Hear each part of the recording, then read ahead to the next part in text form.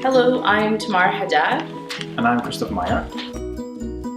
And we were involved in a production of 2 of the Barking Abbey plays for the Medieval Convent Drama Project at the University of Fribourg.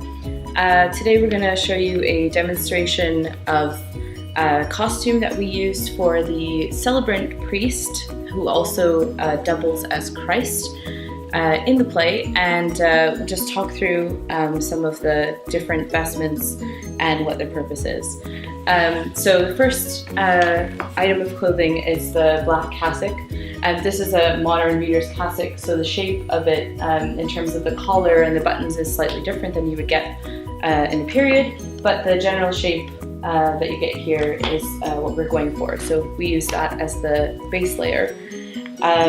The next item of clothing is an amice, and an amice is used to protect the more valuable and precious garments that are worn over top. So you can see that the neck is often decorated or embroidered, and that goes on next. So the next garment is an alb, which is similar in shape to a cassock, but has a little bit more fabric. So in the text it says, it describes that the celebrant priest is wearing an alb and wearing a cope, which I'll show you in a moment. So that is the only description that we have in terms of costume for both plays that we looked at. So we know for sure that the celebrant priest was wearing an alb, and that's what that looks like. You can also see here that the sleeves are fairly narrow compared to a surplice, which we showed you in another video of the nuns, where the sleeve is much wider, and this is the full length right down to the ankles, whereas normally a surplice is a little bit shorter than that. Okay. The next thing that we'll be putting on is the cincture. And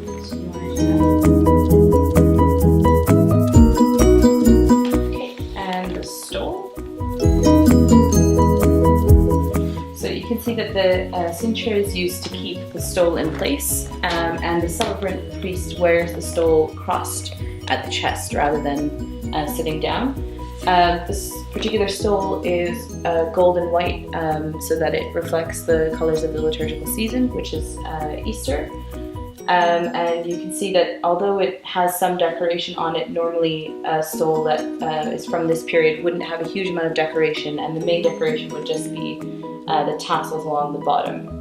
A lot of more modern stoles will be shaped differently, but this one from this period normally is squared off at the end.